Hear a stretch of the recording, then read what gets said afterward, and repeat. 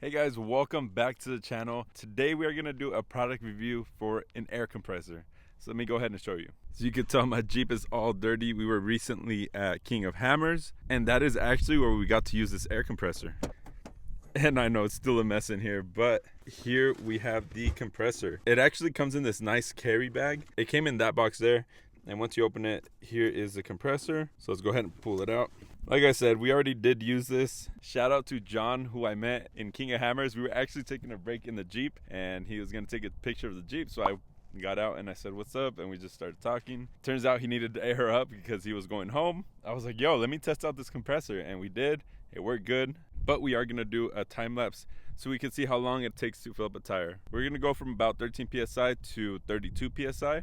And we're gonna see how long that takes on one wheel. So we got the air compressor here. It's honestly pretty small, maybe about 10-12 inches. Comes with attachments so you can fill up other stuff as well, not just your car tires. We got a nice foam handle here. This is the shaft that goes through here that connects to the air hose on the back. Here we have the on and off switch. Here we have the on and off switch and the wires. These you connect to your battery. Super simple. This is a compressor. There is a cylinder in here. It's gonna get hot right here. I noticed that this got hot and this as well, to the point where if you touch it and left your hand on it, you probably would get burned. This got pretty hot as well, so I suggest just holding it from the handle here and letting it cool down after you use it before you start grabbing it in other places. And also, I don't recommend you guys disconnecting this line until you let it sit for a couple minutes to cool off. Maybe like 3 to 5 minutes, it should be fine to touch. But this does get hot. This gets hot. This is definitely hot. It's been a couple minutes for me, and I can touch it now. It's been like 5 minutes, so don't remove the quick disconnect until it's sat for a little bit, because this does get hot.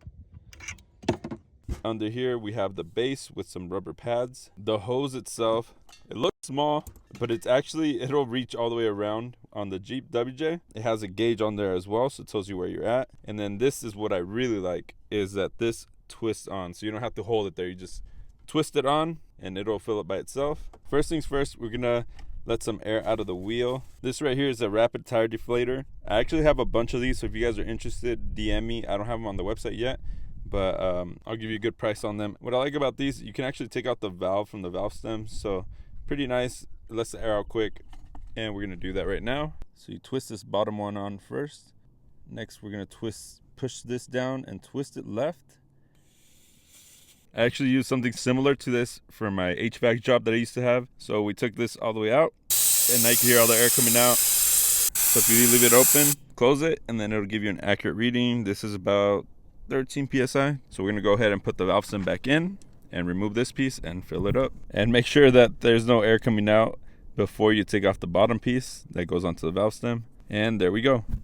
So like I said, we're about 13 PSI. Now let's fill it up to 32. Now we have this connected to the battery, positive and negative. The switch is on off. This is something that I really do like. This is like a quick disconnect. Let me see if I can do it with one hand. This is like a quick disconnect, so you pull this back. Bam, it's on there. Now we could take this piece here, and like I said, you can twist this on. It's good to go, and just watch the gauge. So I went ahead and turned the car on. Now let me set you guys up for the time lapse, and we'll let it roll. I forgot to bring a tripod, but we'll be using Earth's tripod right here on this branch. So let's go ahead and get that on camera.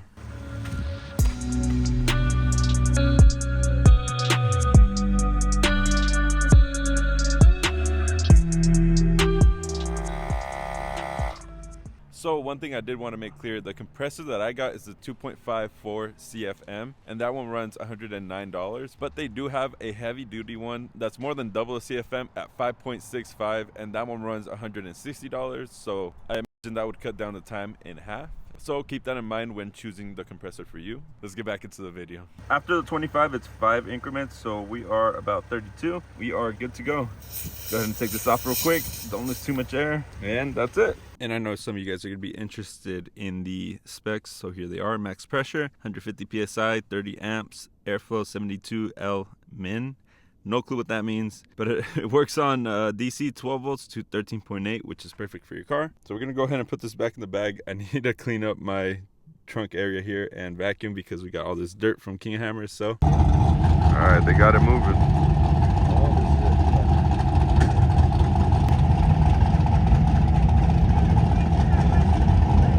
Nice. If you guys are interested in one of these air compressors, I have it linked down below, and make sure to use the discount code. It'll be down there as well. Get some savings because I love savings and I know you guys will appreciate that. So make sure to use that code, and I'll see you guys on the next video. Peace.